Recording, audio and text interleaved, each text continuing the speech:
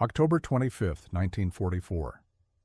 7:24 a.m., Philippine Sea, east of Samar. Low clouds hang at 1,500 feet. Visibility is broken by rain squalls. The sea is moderate, swells rolling under a thin screen of American escort carriers, known by their call sign, Taffy 3.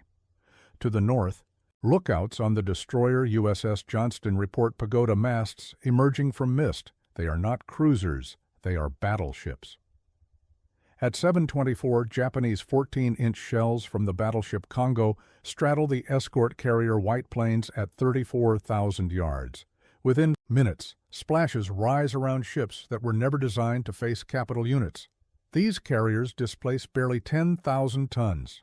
Their aircraft are armed with depth charges and rockets for anti-submarine patrols, not armor-piercing bombs for fleet engagements. The Japanese force bearing down on them is Center Force, commanded by Vice Admiral Takeo Kurita, 4 battleships, 6 heavy cruisers, 2 light cruisers, and 11 destroyers.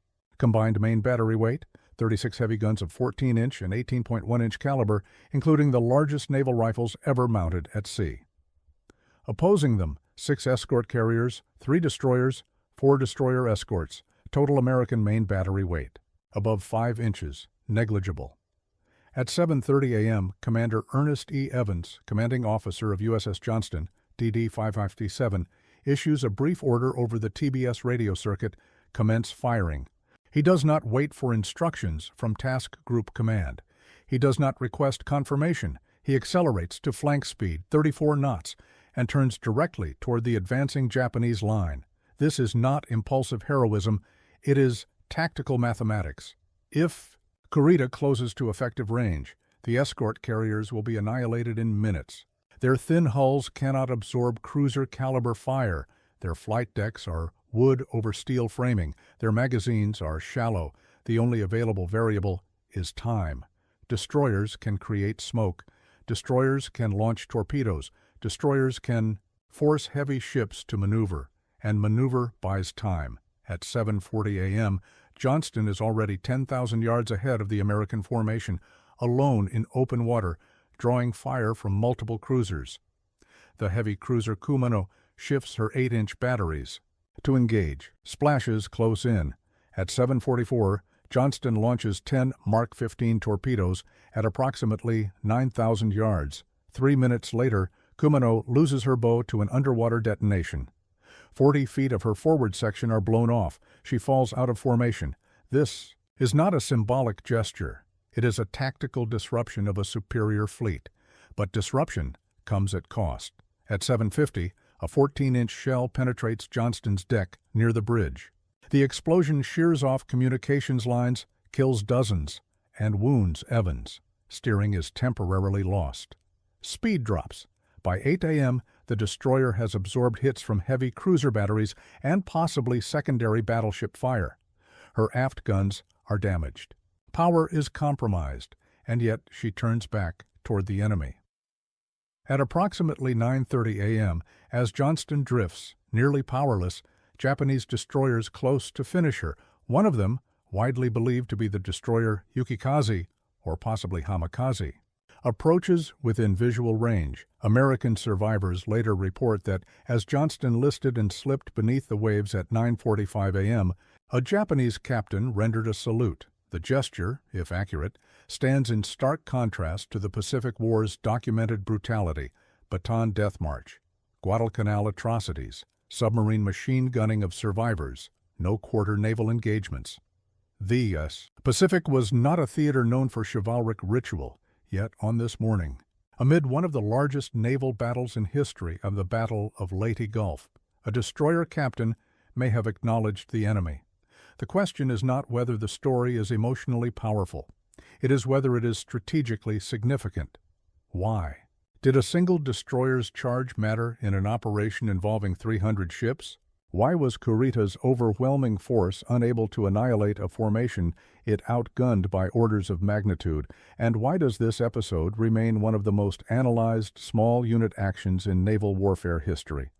To answer that, we must step back from the smoke off Samar and examine the strategic problem confronting both fleets in October 1944, because Johnston's charge was not a spontaneous act of isolated bravery. It was the collision point of institutional miscalculation, doctrinal rigidity, and operational desperation, and it would reshape how navies understood risk, initiative, and the psychology of combat. The destroyer's final minutes are dramatic, but the real story begins months earlier, in the war rooms of Tokyo and Pearl Harbor, where two exhausted empires gambled everything on a single decisive engagement. October 1944 did not represent a routine naval engagement. It represented Japan's last operational gamble. By mid-1944, the Imperial Japanese Navy had lost the strategic initiative. The carrier battles of 1942 had thinned experienced aviators. The Philippine Sea in June 1944, the so-called Great Marianas Turkey Shoot, destroyed what remained of Japan's trained naval air arm. 3 carriers were sunk. Approximately 600 aircraft were lost. Pilot replacement pipelines could not compensate. Fuel was now the critical constraint. Japan's access to oil from the Dutch East Indies had been severed by submarine interdiction. By autumn 1944, the combined fleet could not conduct sustained fleet exercises. Capital ships were dispersed to conserve fuel. Destroyer training hours declined sharply. The United States Navy, by contrast, had reached industrial momentum. By October 1944, the U.S. had commissioned 122 escort carriers. Fleet carriers operated in task groups capable of sustained independent strike operations. Destroyer production exceeded 350 Fletcher-class units alone. Replacement aircraft flowed from factories at a rate Japan could not approach. The invasion of Leyte in the Philippines threatened something more profound than territorial loss. It threatened Japan's internal lines of communication. If American forces seized the Philippines, maritime traffic between the home islands and Southeast Asia would be cut. Oil, rubber, bauxite, all would be isolated. Strategically, Japan would be severed in two. For the Imperial Navy, this created an operational dilemma: do nothing and preserve remaining fleet units for homeland defense, or concentrate remaining capital ships in one decisive battle to shatter the American landing force. The Japanese chose concentration. Operation Shogo 1 was devised as a multi-pronged counterstroke.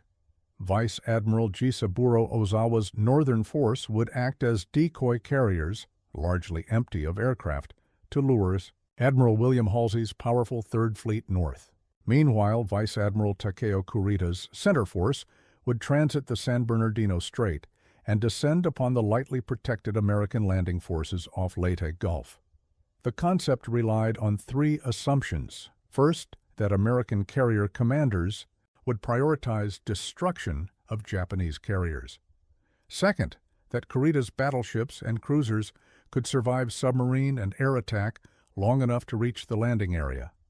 Third, that once among the transports, heavy surface gunfire would annihilate the invasion fleet. In tonnage and firepower, Kurita's center force was formidable. Battleships Yamato, Musashi, Nagato, Kongo heavy cruisers, Atago, Takao, Maya, Chokai, Haguro, Miyoko light cruisers, 2 destroyers, 11 the battleship. Yamato alone displaced 72,000 tons full load and mounted 9 18.1-inch guns, each shell weighing over 3,200 pounds. Against this, the American 7th Fleet escort carriers off Samar were not intended for fleet combat. Their mission was close: air support for ground forces and anti-submarine patrol. Their top speed, approximately 17 knots, armor protection minimal. Their destroyer screen consisted of lightly armored ships armed primarily with 5-inch dual-purpose guns and torpedoes designed for fleet engagements, not battleship duels. The strategic problem was asymmetry. If Kurita reached the transport area unopposed by major American surface units, the results could be catastrophic. Hundreds of transports lay at anchor or maneuvering slowly, ammunition ships, fuel tankers, hospital vessels, densely packed, yet American command decisions created a vulnerability. Admiral Halsey, commanding Third Fleet, pursued Ozawa's decoy. Carriers north, taking with him the fast battleships and fleet carriers that might have blocked San Bernardino Strait. Communications between 3rd and 7th Fleet were ambiguous. Assumptions filled gaps. Kurita's force, though battered by submarine attacks in Palawan Passage and heavy airstrikes in the Philippine Sea, including the sinking of Musashi, continued. By the night of October 24th, Kurita had reversed course. Briefly under air assault, leading American commanders to believe he was retreating. He was not. Shortly after midnight on October 25th, Center Force transited San Bernardino Strait undetected. The escort carriers of Taffy 3 awoke at dawn, expecting routine air operations in support of troops ashore. Instead, they encountered the most powerful concentration of Japanese surface firepower remaining in the Pacific. This was not a meeting engagement of equals. It was a strategic misalignment. The Japanese plan depended on decisive shock. The American defense depended on improvisation. The destroyers screening Taffy 3 were never intended to serve as primary surface combatants against battleships. Their doctrinal role emphasized anti-submarine warfare and screening, yet doctrine collapses when confronted by surprise. At 7 a.m., when pagoda masts appeared on the horizon, the strategic consequences of months of decision-making converged. On a handful of lightly armed ships, why were the escort carriers so exposed? Why did American command structure allow a gap at San Bernardino? And how did Japanese institutional doctrine shape Kurita's willingness, or reluctance, to press his advantage? The answers lie not only in fleet movements, but in the institutional debates that preceded this morning. The battle off Samar was not merely the product of tactical surprise, it was the outcome of institutional assumptions on both sides of the Pacific. To understand why USS Johnston found herself charging battleships, we must examine how the United States Navy and the Imperial Japanese Navy interpreted decisive battle doctrine in 1944, and how those interpretations shaped command decisions in the days leading up to October 25th. By autumn 1944, U.S. Naval Command in the Pacific was divided between two operational fleets: 3rd Fleet under Admiral William F. Halsey, Jr., 7th Fleet under Vice Admiral Thomas C. Kinkaid. Halsey answered to Admiral Chester W. Nimitz and operated primarily with fast carriers and fast battleships. Kinkaid supported General MacArthur's ground operations and controlled the escort carriers, amphibious shipping, and older battleships. This dual chain of command structure worked when operations were clearly separated. At Leyte Gulf, they were not. Halsey believed his primary mission was destruction of the Japanese fleet, particularly its carriers. Since 1942, American naval doctrine had centered on eliminating enemy naval aviation as the decisive factor at sea. When reports confirmed Japanese carriers north of Luzon, Halsey interpreted this as the main threat.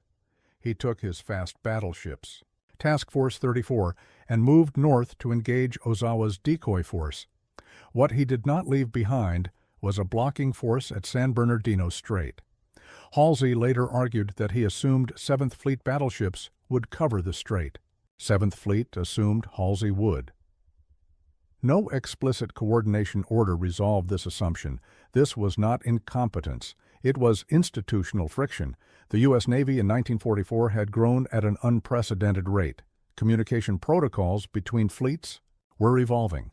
Radio traffic congestion, message routing delays, and operational tempo created ambiguity. The result was a gap, a literal opening through which Kurita sailed.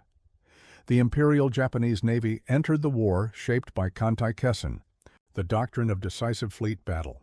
Since the early 20th century, Japanese naval planners believed that victory would come through attritional weakening of the U.S. fleet, followed by a climactic surface engagement near Japan's defensive perimeter. By 1944, that doctrine remained, embedded in institutional thinking.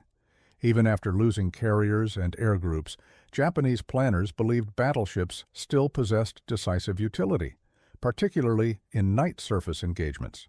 Where they had historically excelled, Kurita's center force embodied that belief. But there was tension within Japanese command. Admiral Somu Toyota, commander-in-chief of the combined fleet, pushed aggressively for a decisive engagement at Leyte. The loss of the Philippines would cripple Japan strategically. Kurita, however, was not blind to operational realities. On October 23rd, submarine USS Darter torpedoed and sank his flagship, Atago. Another cruiser, Maya, was sunk.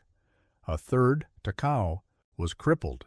On October 24th, relentless American carrier airstrikes sank Musashi in the Philippine Sea.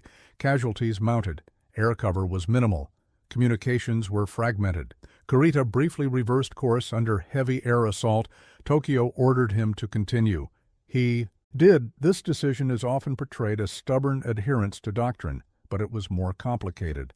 Japanese strategic leadership understood that preserving the fleet in port offered little long-term value if oil supplies were severed. A fleet without fuel is a museum. Better to risk annihilation attempting to disrupt the invasion than to wither. Thus, Kurita transited San Bernardino Strait at night with a force reduced but still formidable. Battleships. Heavy cruisers do light. Cruisers, 11 destroyers. Total main battery weight still vastly exceeded anything escort carriers could field. When dawn broke on October 25th, Taffy 3 did not expect a surface engagement. Their intelligence picture suggested Kurita had been turned. Back air patrols were oriented toward ground support missions. Aircraft were armed with general-purpose bombs, depth charges, and rockets, not armor-piercing ordnance. The escort carriers' destroyers, USS Johnston, USS Howell, USS Heermann, were positioned for anti-submarine screening. They were not deployed as line-of-battle combatants. The institutional assumption was clear. Fast carriers and fast battleships handled fleet engagements. Escort carriers handled support. That division collapsed at 7:24 a.m. because Halsey pursued the decoy, because Kurita pressed through, because communication assumptions replaced explicit orders. The result was a symmetry of staggering proportions. But here is the paradox. Despite overwhelming firepower, Kurita did not achieve decisive annihilation. Why? Because institutional doctrine does not dictate individual initiative. At Samar, the Japanese plan depended on coordinated surface fire and rapid closure. The American response depended on decentralized command, destroyer captains empowered to act without waiting for permission. Commander Ernest Evans did not seek approval to charge. He interpreted the strategic situation instantly. He understood that delay meant survival for the carriers, and so he attacked. The institutional debate had created the battlefield. Now individual commanders would determine how it unfolded, but to understand how a single destroyer could disrupt heavy cruisers and influence battleship maneuvering, we must examine the technical realities. Because this was not simply courage versus steel. It was speed, torpedoes, radar, and smoke, leveraged against doctrine. The destroyer USS Johnston, DD 557, was not designed to duel battleships. She was a Fletcher-class destroyer, 2,100 tons standard displacement, approximately 376 feet in length, powered by 60,000 shaft. Horsepower, capable of 35 knots under ideal conditions.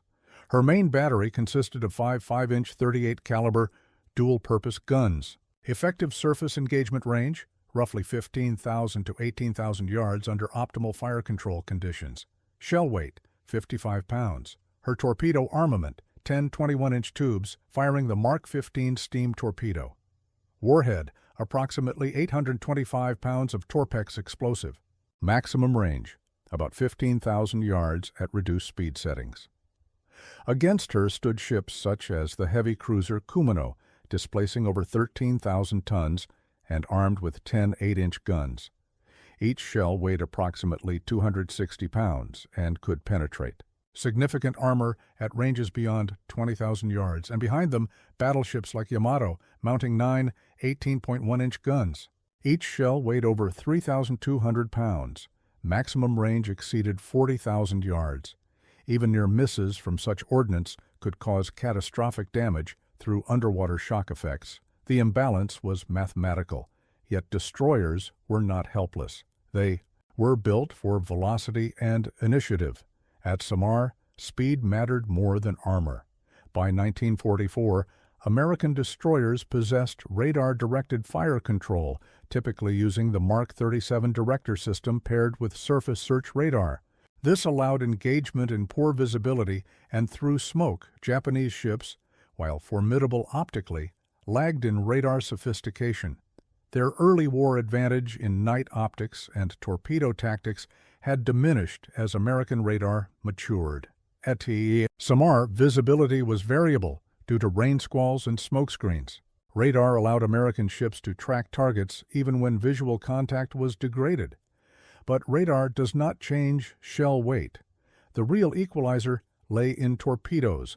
Japanese capital ships, despite heavy armor belts, were vulnerable below the waterline. A single well-placed torpedo could disable propulsion or steering. Multiple hits could be fatal. Destroyers could close rapidly, launch torpedoes, and then withdraw under smoke. This tactic forced heavier ships to maneuver defensively, and maneuver disrupts gunnery. Heavy naval guns rely on stable firing solutions. Course alterations, especially at high speed, degrade accuracy and reduce effective volume of fire. Commander Evans understood this. A destroyer charging directly at a cruiser compresses engagement time. At 30-plus knots, range decreases by 1,000 yards every minute. The cruiser must choose, maintain formation, and risk torpedo impact or turn away and disrupt the line. When Johnston launched her torpedoes at approximately 9,000 yards, she exploited this compression window. 3 torpedoes reportedly struck Kumano, tearing off her bow. Whether all hits were from Johnston or shared with other destroyers remains debated. What is not debated is the effect. A heavy cruiser was removed. From immediate action, that forced Kurita's formation to react. Destroyers possess minimal armor. A direct hit from an 8-inch shell could disable critical systems. A 14-inch hit was catastrophic. At approximately 7:50 a.m., Johnston was struck by a large caliber shell near the bridge. Contemporary accounts suggest it may have been 14-inch. Fire, though attribution remains uncertain. The explosion severed communications, killed or wounded numerous crew, and knocked out engine power temporarily. Commander Evans was wounded early in the action. Yet, Johnston retained partial propulsion and some gun capability. Damage control training became decisive. U.S. Navy destroyers by 1944 benefited from extensive experience in damage control, particularly after early war losses highlighted vulnerabilities. Fire mains were redundant, crews drilled constantly. Japanese ships, conversely, often suffered from less flexible damage control doctrine, partly due to design emphasis on offensive armament over survivability. At Samar, several Japanese cruisers suffered crippling damage from torpedoes and bombs that might have been mitigated differently under alternative design philosophies. The escort carrier's aircraft were not armed for anti-battleship missions. Many carried depth charges or fragmentation bombs intended for anti-submarine work, yet pilots began attacking regardless.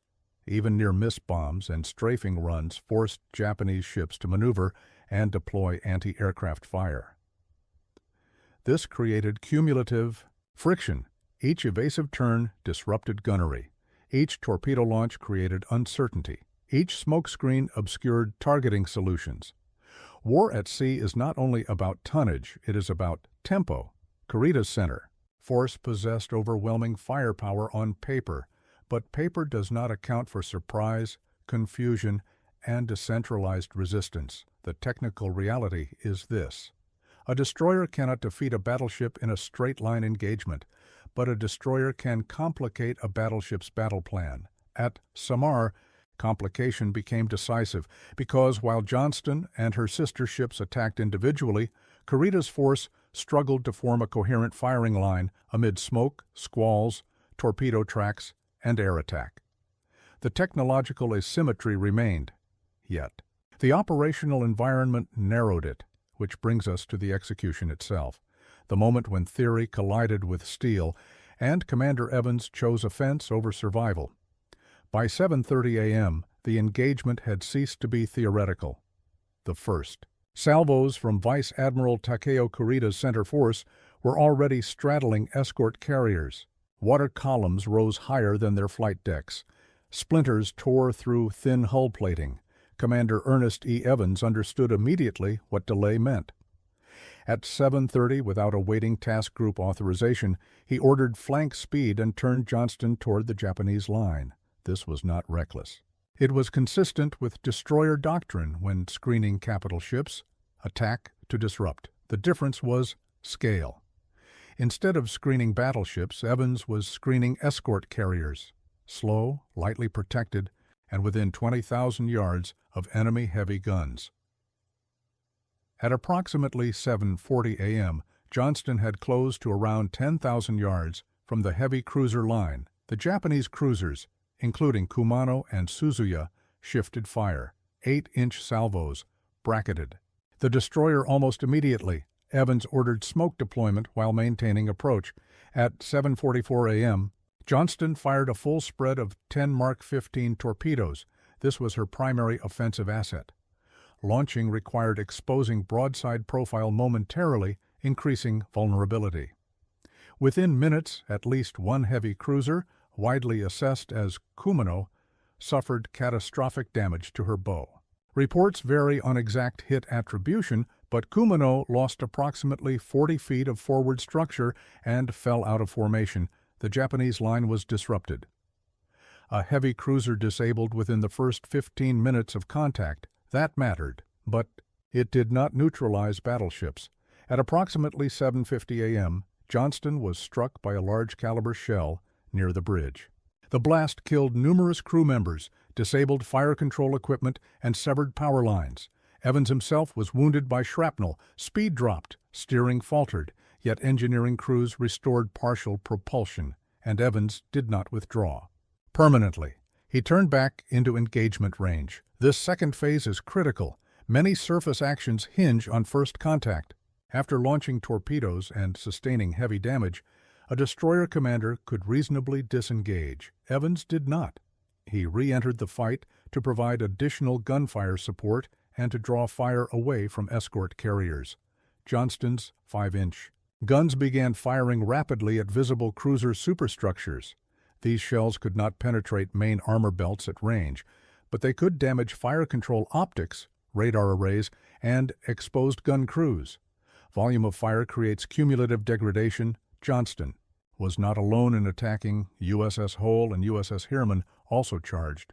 Destroyer escorts such as USS Samuel B. Roberts joined despite slower speeds and lighter armament. The engagement dissolved into fragmented surface combat at ranges between 5,000 and 15,000 yards, far closer than Kurita had intended. Smoke from destroyers and escort carriers obscured formations. Rain squalls created visual discontinuity.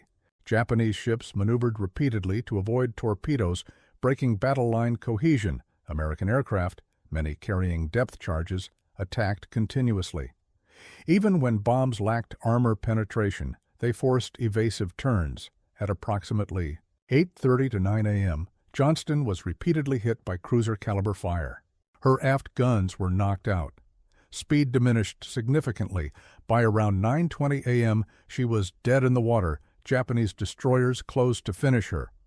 At this point, Evans reportedly ordered remaining guns to continue firing manually as long as ammunition remained. Survivor accounts describe the ship listing heavily, fires burning amidships, ammunition depleted. At approximately 9:45 a.m., Johnston rolled and sank. Of her crew of roughly 327 officers and men, 186 were lost. Evans did not survive. Multiple American survivor accounts later described a Japanese destroyer approaching at relatively close range during the final moments. Some reported seeing a Japanese officer, possibly the captain, render a hand salute toward the sinking ship. Identification of the specific vessel remains debated. Candidates include destroyers such as Yukikaze or Hamikaze, though definitive documentation from Japanese logs is absent. What is documented is that Johnston's resistance impressed even adversaries.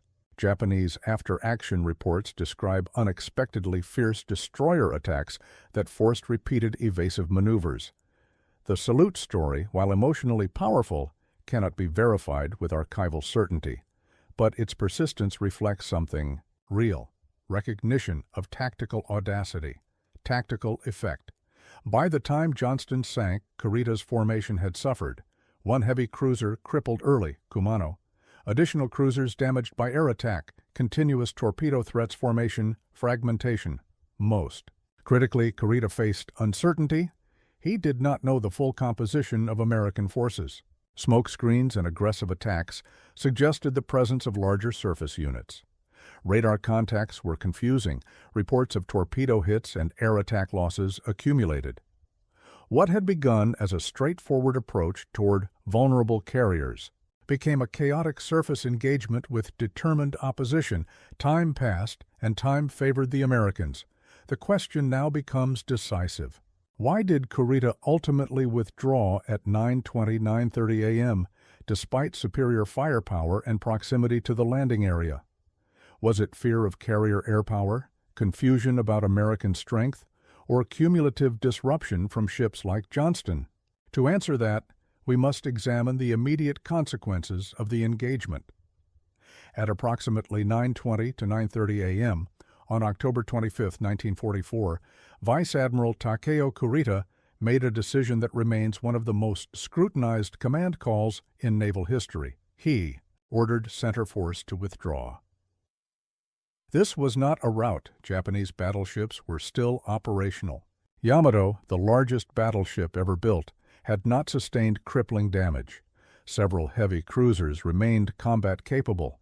Ammunition stocks were not exhausted, and yet Kurita disengaged from what appeared, on paper, to be an inferior force. To understand this decision, we must strip away retrospective clarity and examine the battlefield as Kurita experienced it. By 9 a.m., the engagement had lasted roughly 90 minutes. During that time, heavy cruiser Kumano had been crippled.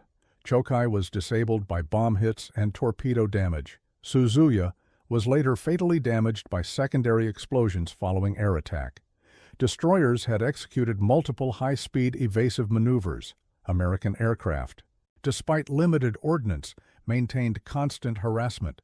Kurita's force had entered the engagement believing it might encounter transports and possibly light screening forces. Instead, it encountered aggressive destroyer attacks at close range, persistent air strikes from multiple directions, smoke screens obscuring targeting solutions, radar contacts that suggested additional enemy surface units beyond visual range. From Kurita's bridge, the tactical environment was ambiguous. Japanese doctrine emphasized coordinated line-of-battle engagement. But center force was fragmented by maneuver. Battleships were separated from cruisers by torpedo avoidance turns. Communications were strained. Crucially, Kurita lacked reliable reconnaissance of American fleet carrier positions. He knew that powerful American fast carrier forces existed somewhere in the theater. He did not know that Admiral William F. Halsey, Jr. had taken them north. Thus, Kurita had to consider the possibility that the escort carriers off Samar were supported by fleet carriers capable of launching massed strike packages within hours or minutes. The air attacks he was experiencing, though tactically limited, reinforced that perception. War at sea is often decided by perception rather than absolute strength. Japanese ships at Leyte Gulf were not operating with unlimited resources. Fuel was rationed. Operational endurance was a concern.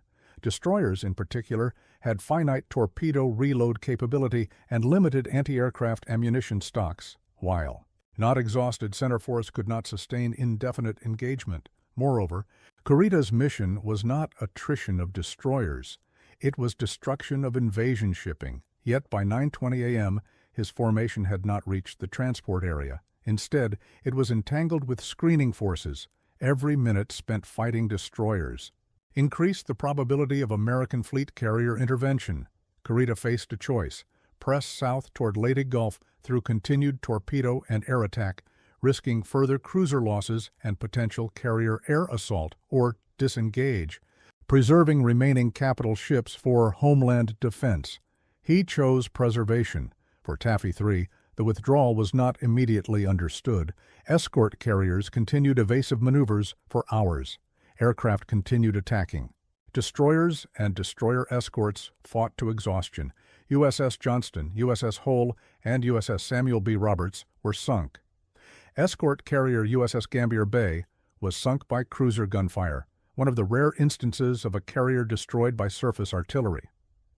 Casualties were severe, yet the landing force off Leyte was spared direct bombardment. Hundreds of transports remained intact. Operational continuity of the Philippine invasion was preserved. From a narrow tactical standpoint, Taffy 3 suffered heavily. From a strategic standpoint, the Japanese objective failed. It is within this immediate aftermath that the story of the Japanese salute gains symbolic weight. If a Japanese destroyer captain did render a salute to USS Johnston as she sank, it occurred in a moment of operational withdrawal, not triumph. That distinction matters.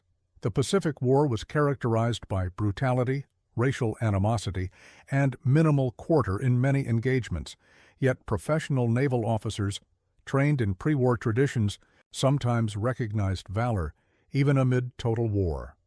Whether documented formally or preserved through survivor testimony, the reported salute reflects recognition of tactical audacity. But symbolism must not obscure structure. The reason USS Johnston's sacrifice mattered is not emotional resonance. It is cumulative disruption. Her torpedo strike removed a cruiser early. Her repeated re-engagement forced additional maneuver. Her presence, and that of her sister ships, amplified uncertainty in Kurita's assessment of American strength. Destroyers cannot defeat battleships directly, but they can distort an admiral's risk calculus. By 9:30 a.m., that distortion had strategic consequences. Operation Shogo 1 aimed to produce a decisive surface engagement that would shatter the American invasion fleet. Instead, it exposed Japan's diminishing operational flexibility. Kurita's withdrawal preserved ships temporarily, but the Philippines fell. Oil supply lines were severed. The Imperial Japanese Navy would never again mount a major fleet operation on comparable scale. The immediate consequence of Samar was tactical frustration for Japan. The broader consequence was acceleration of strategic isolation. But beyond Leyte Gulf, Samar triggered deeper reassessment in American naval doctrine, in Japanese post-war analysis, and in how small unit initiative is understood within large fleet actions. Was this truly a suicidal charge, or was it rational aggression under asymmetrical threat? And what does it reveal about decentralized command in modern naval warfare? The battle off Samar did not exist in isolation. It unfolded as one quadrant of the larger Battle of Leyte Gulf, the largest naval battle in history by aggregate tonnage and geographic scope. Between October 23 and October 26, 1944, 4 major engagements occurred across hundreds of nautical miles: the Sibuyan Sea, Surigao Strait, Cape Engano, and Samar. Each engagement reflected different doctrinal assumptions. Samar was the anomaly. Japanese naval planning had centered on concentration and decisive annihilation. Yet Leyte Gulf revealed a structural weakness: coordination under attrition. Center Force lost 3 heavy cruisers before reaching Samar. Communications were fragmented. Air cover was negligible. Submarine and air threats disrupted formation before surface contact even occurred. At Samar, Kurita encountered not passive transports but aggressive resistance that blurred force identification. This exposed a fatal flaw in Kantai-Kessen doctrine. It presumed clarity of engagement. It assumed that the decisive battle would occur under conditions approximating mutual awareness and organized line-of-battle maneuver. Samar was not that. It was friction-layered upon friction, and friction favored the side with superior logistics and redundancy. For the United States Navy, Samar validated an institutional transformation that had been underway since 1942. Decentralized initiative within centralized strategy. Commander Ernest E. Evans did not wait for orders because U.S. naval culture had evolved to reward aggressive, screening action, destroyer doctrine emphasized independent torpedo attack when capital ships were threatened. Similarly, escort carrier commanders launched aircraft regardless of ordnance suitability. Pilots attacked with depth charges. Some aircraft made dry runs after exhausting ammunition purely to force Japanese ships to maneuver. This was not improvisation born of chaos. It was institutional elasticity. The American Navy in 1944 operated within a framework that tolerated initiative at the tactical level because strategic depth in carriers, destroyers, submarines absorbed localized loss. Japan lacked that depth. Every cruiser disabled was irreplaceable. Every destroyer lost reduced convoy escort capacity. Thus, risk calculus differed fundamentally. When Kurita weighed pressing south versus withdrawal, he did so in a strategic environment where losses could not be replaced. Halsey, by contrast, could afford operational misjudgment and still retain overwhelming superiority. Admiral Jisaburo Ozawa's Northern Force succeeded tactically in drawing Halsey north. The decoy carriers were largely devoid of aircraft, yet their presence triggered pursuit. But strategic deception only works if the main striking force capitalizes. Kurita's failure to annihilate the Leyte landings rendered Ozawa's sacrifice strategically hollow. 4 Japanese carriers were sunk off Cape Engano. Japan's remaining carrier arm, already hollowed out after the Philippine Sea, effectively ceased to exist as a meaningful operational force. Thus, Leyte Gulf was not merely a failed Japanese offensive. It was the terminal point of Japan's blue water naval capability. Samar was the hinge. Had Kurita destroyed significant portions of the invasion fleet, American momentum in the Philippines might have slowed. Amphibious operations could have been delayed, but delay was not reversal. By late 1944, American industrial output exceeded Japanese shipbuilding by an order of magnitude. Even catastrophic losses would not have restored Japanese strategic position. While strategically decisive in favor of the United States, Samar shocked American command as well. Post-battle analysis raised uncomfortable questions. Why was San Bernardino straight unguarded? Why were escort carriers left vulnerable? Did pursuit of decoys compromise invasion security? Admiral Chester W. Nimitz's now famous message to Halsey, "Where is Task Force 34?" reflected institutional tension rather than theatrical rebuke. American victory masked structural risk. The U.S. Navy would later refine joint fleet coordination protocols to reduce ambiguity between independent fleet commands. Samar thus influenced not only Japanese decline but American procedural refinement. The battle also accelerated a shift already underway.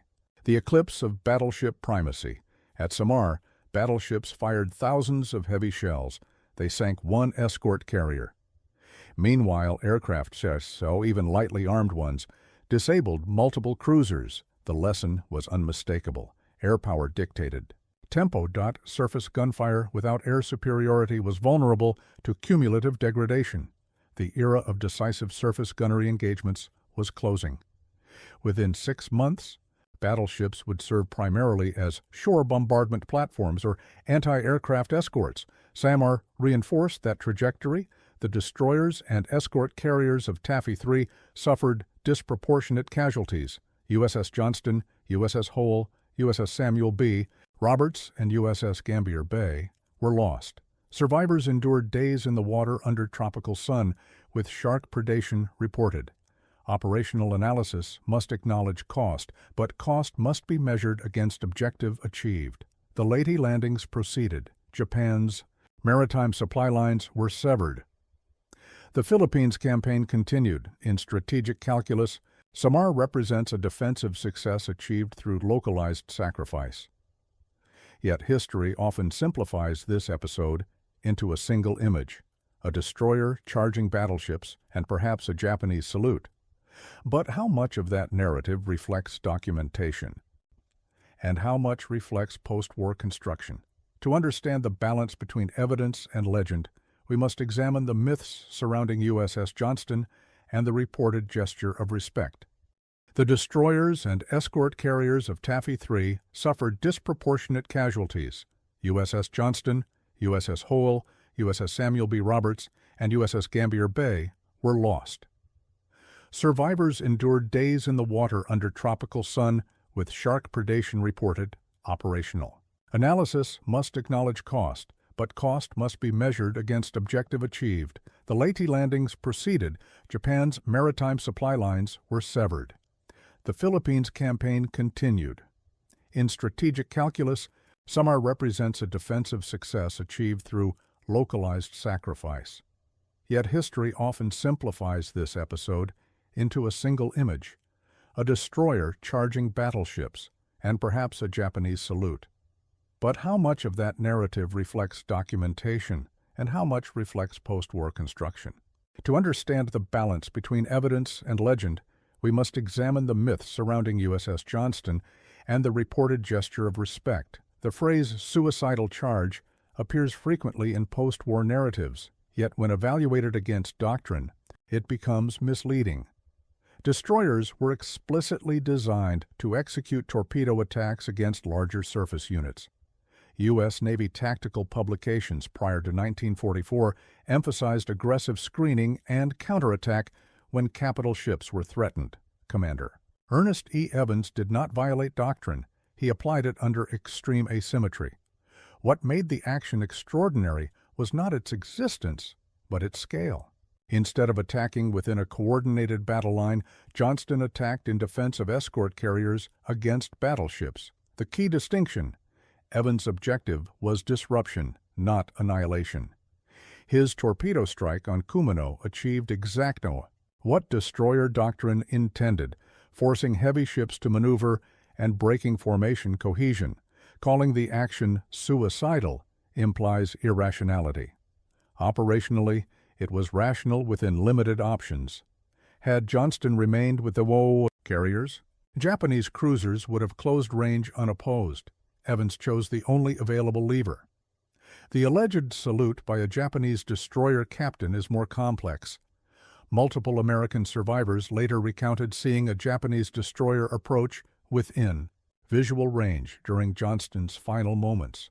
Some described a uniformed officer on the bridge raising his hand in salute. However, no surviving Japanese after-action report explicitly confirms such a gesture. Potential candidate vessels include the destroyer Yukikaze and others operating in proximity. Japanese logs from that morning focus primarily on maneuvering, torpedo evasion, and engagement data. They do not reference ceremonial gestures. Does absence of documentation invalidate survivor testimony? Not necessarily. Battlefield actions often include informal gestures unrecorded in formal logs. Naval officers trained before 1941 were steeped in international maritime traditions that predated total war. But memory must be treated cautiously. Survivor recollections were recorded years later, sometimes influenced by post-war reconciliation narratives. The Pacific War was brutal, from Guadalcanal to the Philippines, and the idea of mutual respect between adversaries offers psychological closure. The salute story persists because it humanizes both sides, yet historically we must classify it as plausible but unverified. It reflects perceived respect rather than documented protocol. Japanese post-war analysis of the Battle of Samar often focuses less on admiration for American bravery and more on operational confusion. Interviews with surviving officers of Center Force emphasize underestimation of enemy composition, overestimation of carrier support, continuous air harassment, fragmented formation after torpedo maneuvers. What impressed Japanese officers was not individual heroism alone, but coordinated aggression by multiple small units. Destroyers attacked repeatedly. Aircraft attacked regardless of ordnance. Smoke screens masked intentions. In other words, what they encountered was not a lone destroyer charging romantically into history. It was systemic resistance. Popular retellings compressed the battle off. Samar into a duel between USS Johnston and battleships like Yamato. In reality, the engagement involved 3 destroyers, 4 destroyer escorts, 6 escort carriers, multiple waves of aircraft 11, Japanese destroyers, 6 heavy cruisers, 4 battleships over. 2 hours of fragmented combat. Johnston's action was central, but not solitary. USS Samuel B. Roberts, for example, fired over 600 rounds of 5-inch ammunition in approximately 35 minutes, an extraordinary rate for a destroyer escort, before being overwhelmed. USS Herman launched torpedoes that forced even Yamato to turn away temporarily. These cumulative actions created the operational environment that shaped Kurita's decision. The myth of the lone destroyer oversimplifies distributed impact. Commander Evans was posthumously awarded the Medal of Honor. The citation emphasizes gallantry, aggression, and self-sacrifice. Those descriptors are accurate, but they can obscure institutional context. Evans was empowered to act because American naval culture by 1944 valued aggressive initiative at the tactical level. His crew executed damage control. Under training regimens refined after early war losses, pilots attacked because doctrine encouraged offensive spirit even when under-equipped. Thus, the event reflects not isolated heroism, but institutional maturity. By contrast, Kurita's hesitation reflects institutional rigidity under strategic exhaustion. The contrast is structural. Whether or not a formal salute occurred, the persistence of the story signals something deeper. It suggests that even within a theater marked by brutality, professional recognition of courage was not entirely absent. But historical analysis cannot rest on symbolism. The more important question is doctrinal. What? Did Samar teach navies about small unit initiative in large-scale engagements? Did it alter how destroyers were conceptualized? Did it influence post-war naval doctrine regarding decentralized command? Because beyond legend lies institutional evolution, and that is where Samar's true significance resides. The Battle off Samar did not rewrite naval doctrine overnight, but it accelerated trends already underway and validated others that had been debated internally since 1942. Its doctrinal impact can be measured across 3 axes: decentralized command initiative risk distribution within fleet architecture, the declining strategic utility of the battleship. Each of these developments shaped post-war naval thought. By 1944, the United States Navy had evolved into a layered, task-oriented organization capable of operating across vast distances. Carrier task groups functioned semi-independently. Destroyer squadrons screened without micromanagement. At Samar, this decentralization proved decisive. Commander Ernest E. Evans did not request permission to attack. Escort carrier pilots did not wait for revised ordnance loads. Destroyer captains acted based on situational awareness rather than centralized direction. The result was not chaos. It was coordinated friction imposed on a superior force. Post-war U.S. Navy analysis emphasized this as a strength. After-action reviews highlighted the importance of empowering subordinate commanders to act aggressively when communications were disrupted or incomplete. This principle became embedded in Cold War doctrine, particularly in carrier battle group operations where submarine, air, and surface threats required rapid response. Samar demonstrated that initiative could offset material inferiority long enough to alter strategic outcomes. The U.S. Navy in 1944 could absorb losses that Japan could. Not USS Johnston, USS Hull, and USS Samuel B. Roberts were lost. Escort carrier USS Gambier Bay was sunk, yet the invasion continued uninterrupted. This resilience derived from industrial depth and layered fleet composition. Escort carriers were not intended to fight battleships, but their existence allowed fleet carriers to concentrate elsewhere. Destroyers could be sacrificed tactically because replacements were already under construction. Japan lacked this redundancy. Every heavy cruiser disabled at Samar represented a permanent reduction in operational capability. Thus, Kurita's calculus was structurally defensive even when attacking. Post-war naval planners recognized that survivability was not merely about armor thickness, it was about systemic redundancy. Modern naval architecture increasingly emphasized distributed lethality, spreading offensive capability across multiple platforms rather than concentrating it solely in capital ships. Samar foreshadowed this concept. Small ships with torpedoes, when acting in concert, could impose disproportionate operational cost. At Samar, battleships fired thousands of heavy shells. They failed to achieve decisive strategic impact. Despite overwhelming gun caliber superiority, center force could not close effectively under persistent air and torpedo threat. The battleship had already been strategically marginalized after Pearl Harbor and the Coral Sea. Carrier aviation dictated operational tempo, but Samar provided an additional lesson. Even in surface engagement, battleships required uncontested maneuver space and air cover. Without air superiority, they were vulnerable to cumulative harassment. Within 6 months, the last great battleship duel of World War II had occurred. There would be no revival of line-of-battle engagements in the jet age. Post-war fleets retained battleships for shore bombardment and prestige, but carrier aviation and submarines defined power projection. Samar reinforced that trajectory.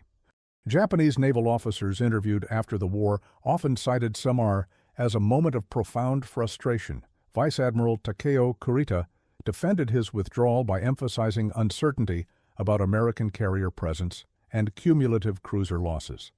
Critics argued he missed an opportunity, but opportunity must be evaluated within strategic exhaustion.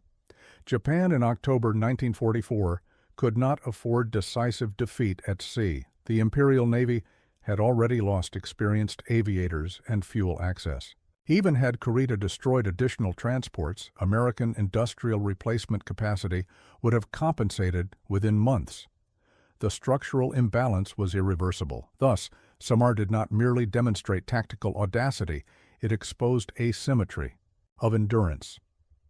In U.S. Naval War College curricula, Samar is studied not as romantic legend, but as case study in screening doctrine under asymmetrical threat command initiative amid communication gaps risk.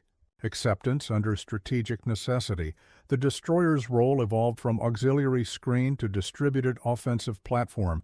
Cold War missile destroyers and later Aegis-equipped cruisers embodied this philosophy, smaller hulls carrying disproportionate lethality.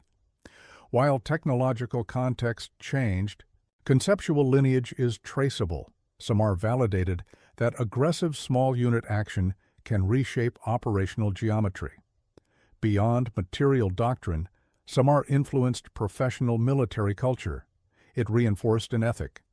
Act decisively when larger strategy depends on time. Time was the currency at Samar. Destroyers bought it, air harassment extended it, confusion multiplied it. Kurita's withdrawal acknowledged it. The lesson was not that courage defeats steel.